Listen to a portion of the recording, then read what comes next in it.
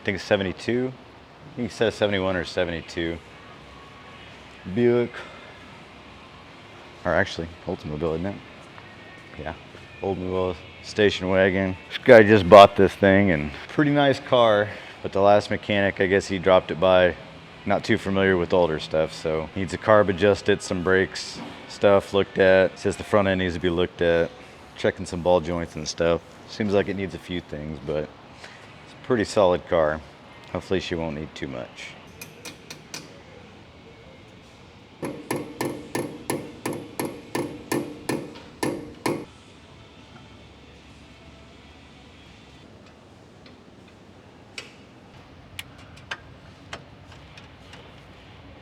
Ooh, those are gone. Those are pretty gone.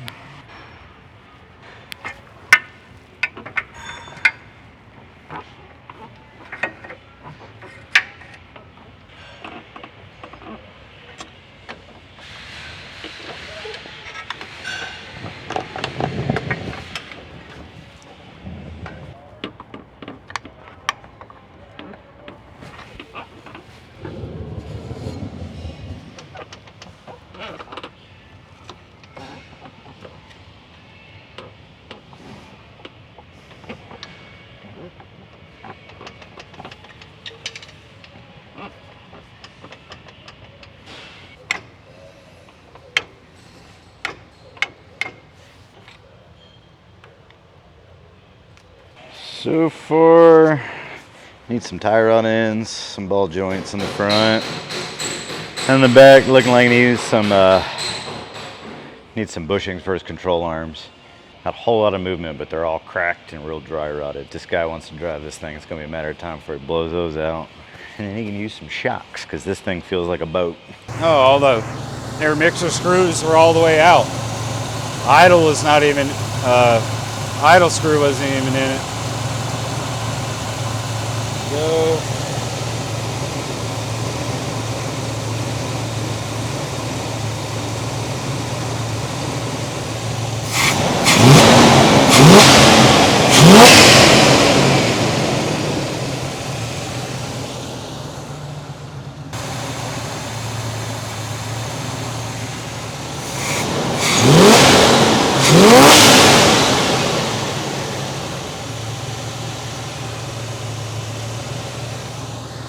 Try that.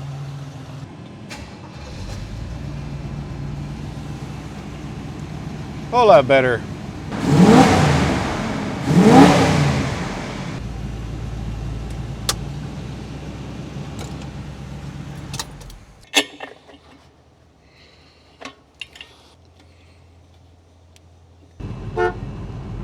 Horn worked. Yeah, boat.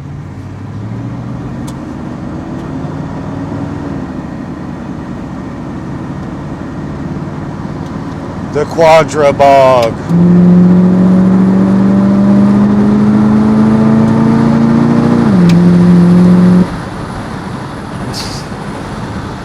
Oh, I think ride's good.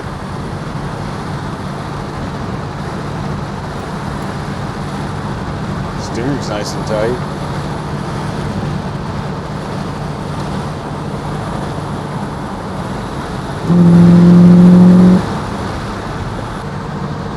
Ooh, luxury power winders. Whee!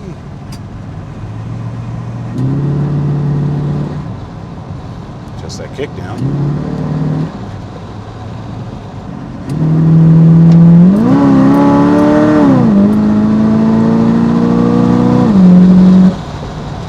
She scoots for a big old yacht. You expect for a 455. 455. And all it needs now is a center console. Put a his and her shifter in it. Bucket seats. Styling and profiling. Already has a 442 front clip. We got the plastic inner fenders W30 front clip. I like this thing. I've always wanted one. But wishing one hand, poop another. Which one fills up faster? Yeah, we're waiting on parts right now, so I figured just mess with the carburetor because it needs to be tuned anyways. Test drive it real quick, see how everything is. The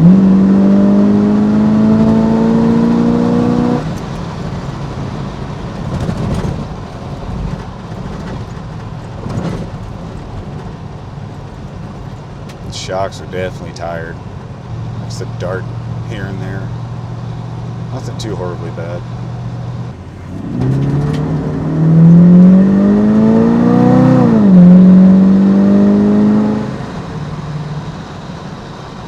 About that much throttle. Buzzer! Yeah, kickdown needs to be adjusted.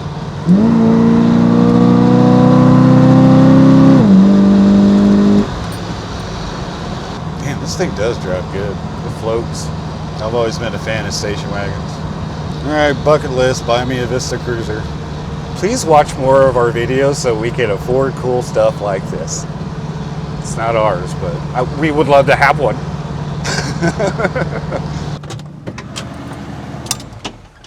This thing's a pleasure to drive. This floats.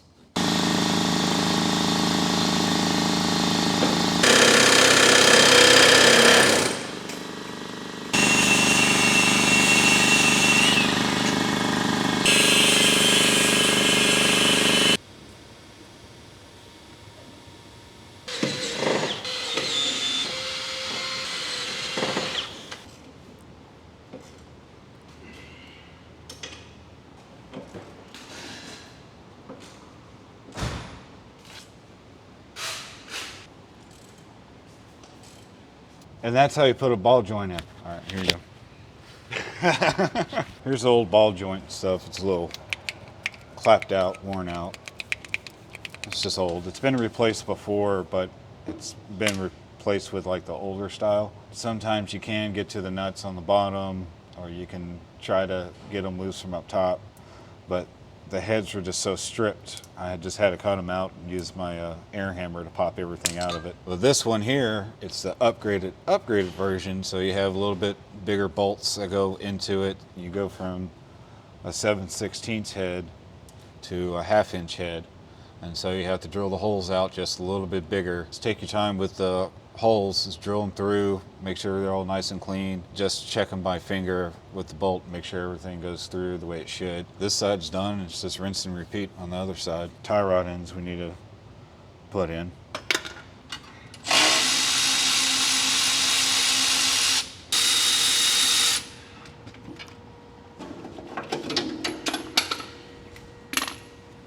Oh, that's still good.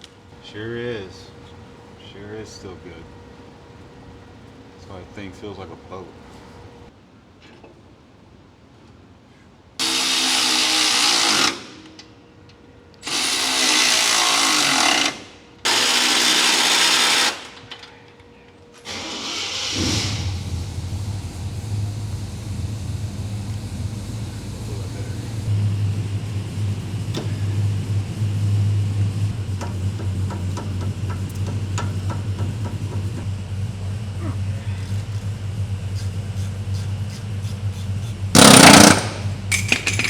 I grease the ends on these tie rod ends, so when you put the adjuster on there, it kind of goes easily. And plus, your alignment guy is going to love you for this. One's left-hand thread, and what I normally do is trying to get it in the ballpark of right here, trying to get it in the general area of where it was originally, so that way the alignment guy doesn't have that much work, and then you can actually drive this thing down to the alignment shop or whatever else. Like I said, I tried to get them close.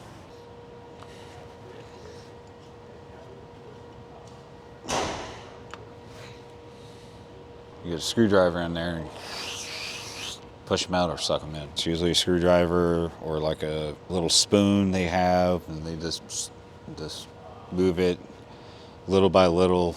That way they can get all their adjustment that they need.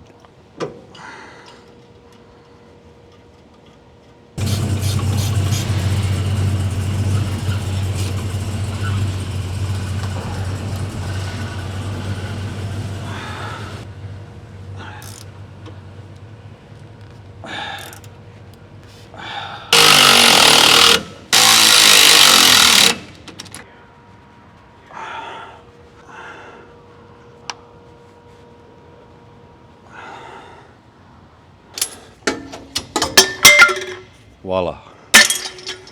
Yeah, good for another 10,000 miles.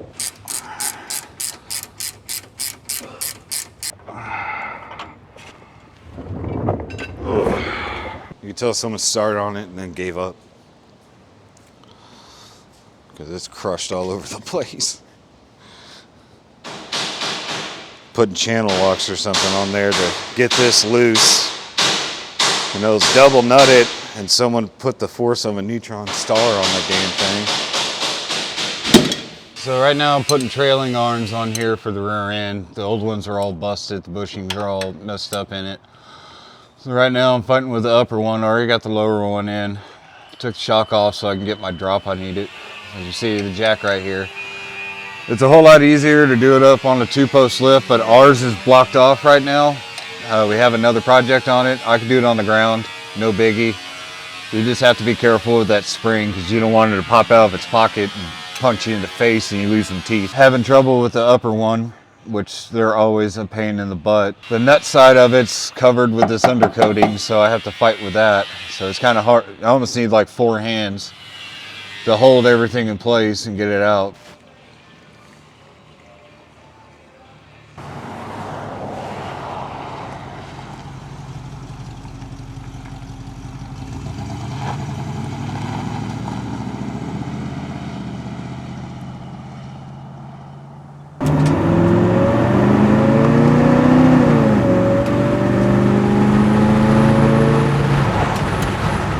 Nice.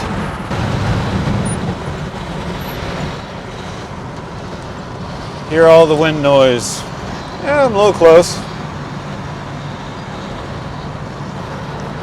Not bad for eyeballing.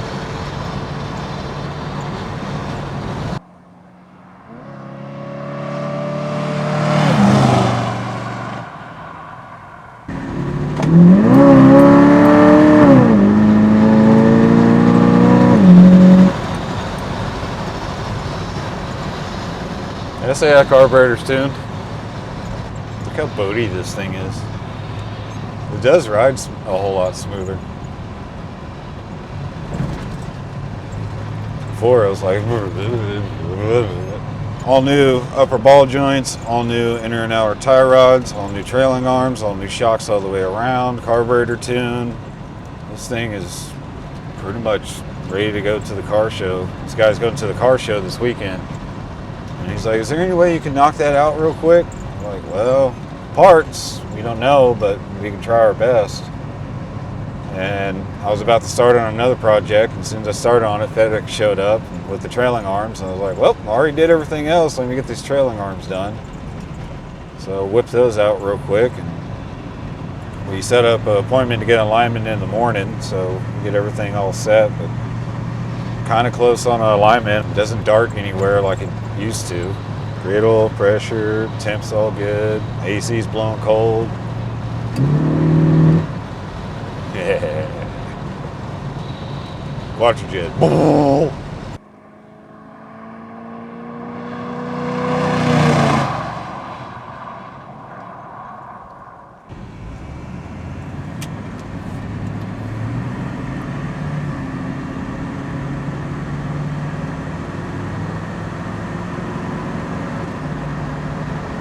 So they tell it's a nice car.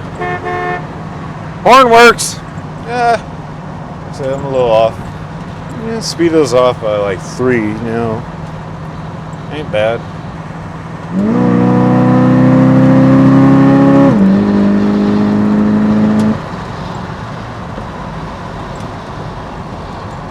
Good car. Now I want one. That's the $15,000 to $20,000 question right there. These things have gone up through the roof. And I knew station wagons were going to go through the roof. But we're very blessed right now. We got 3 station wagons in the shop right now, which is pretty freaking awesome.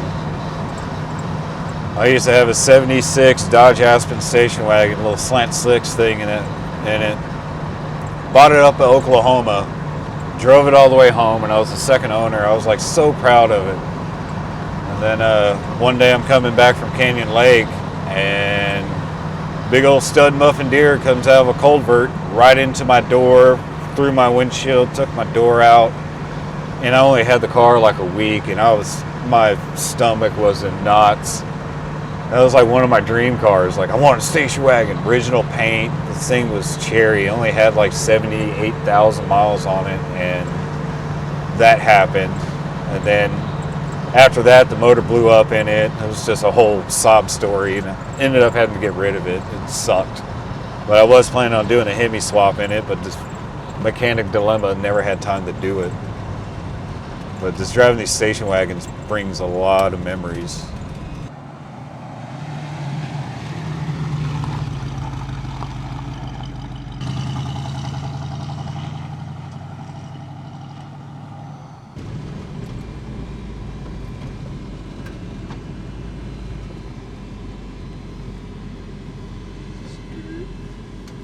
I want one.